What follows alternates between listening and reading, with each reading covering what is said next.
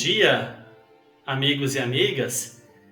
Estamos hoje no dia 24 de dezembro, véspera de Natal. E o texto da liturgia que eu gostaria de comentar com vocês é aquele retirado do segundo livro de Samuel, capítulo 7, praticamente dos versículos de 1 a 16. Um trecho muito conhecido, porque ele é considerado uma profecia que depois encontra o seu cumprimento em Jesus, o filho de Davi. Muito bem, então comentemos esse trecho tão conhecido e tão importante. Em primeiro lugar, Davi, o rei Davi, ele propõe a construção do templo, de uma casa para Deus, de uma bait, dizendo: eu estou numa casa de cedro, e o Senhor continua, a arca do Senhor continua debaixo de uma tenda. E aqui então, o profeta Natã, que pela primeira vez é mencionado nas Escrituras, ele concorda com o rei Davi. Sim, construa uma casa para o Senhor. De fato, se nós pegamos o livro do Deuteronômio, no capítulo 12, versículos 11 e 12, é dito pelo próprio Senhor que, quando o povo chegasse na terra prometida, então deveria construir um lugar para o seu nome. Nesse sentido, a decisão de Davi, ou melhor, o desejo de Davi, confirmado pelo profeta Natã, digamos que está plenamente em harmonia com aquilo que tinha sido dito por Deus no livro do Deuteronômio. Muito bem, porém, o próprio Deus diz: não é você que me construirá uma casa, mas eu construirei uma casa para ti.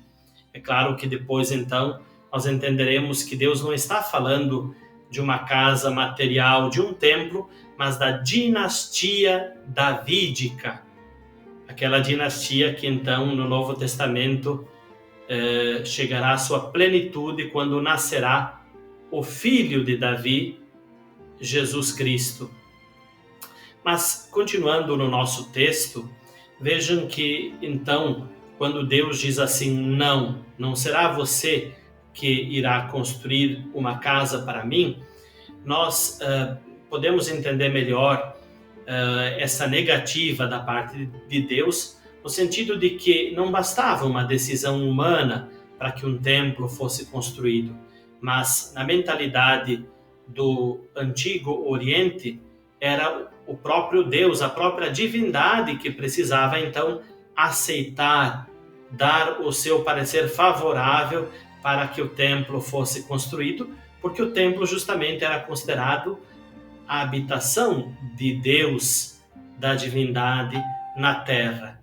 E nesse sentido, então, por mais que houvesse uma intenção favorável, uma intenção positiva da parte de Davi e do profeta Natã, mas Deus não confirma nesse momento essa intenção, pelo contrário, anuncia que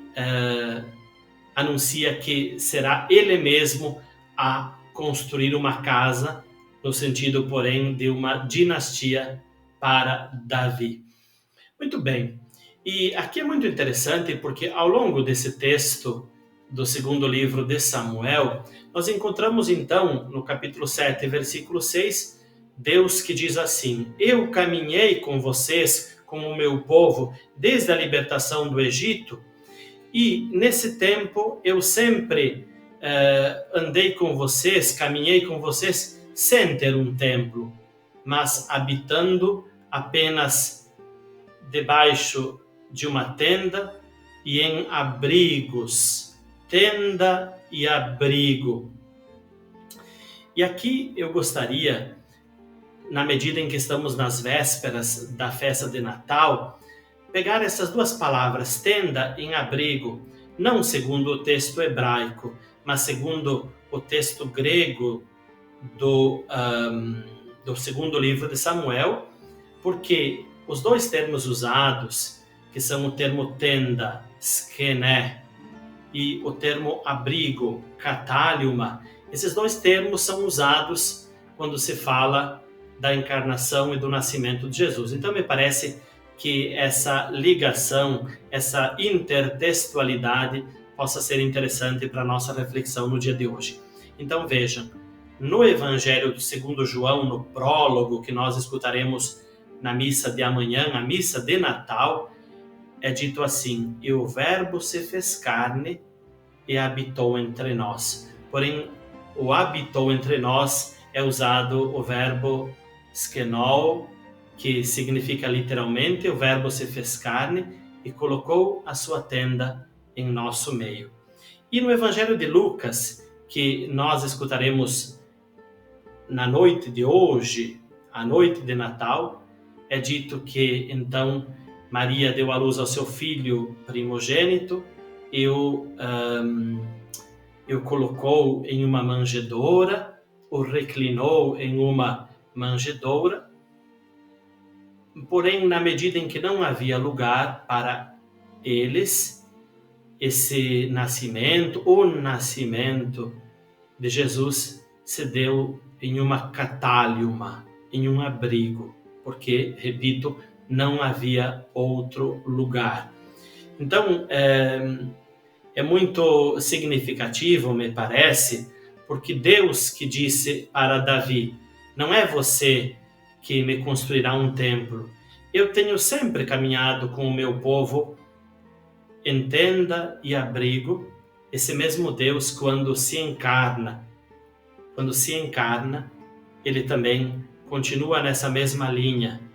Ele coloca a sua tenda, ele arma a sua tenda em meio a nós, e ele também, porque não havia outro lugar, nasce em um abrigo. Tenda e abrigo. Isso fala da provisoriedade. Nós não estamos vivendo na cidade terrena em uma pátria definitiva, em uma cidade definitiva. Mas nós caminhamos, como diz a carta a Diogneto, rumo à pátria definitiva, rumo à cidade definitiva.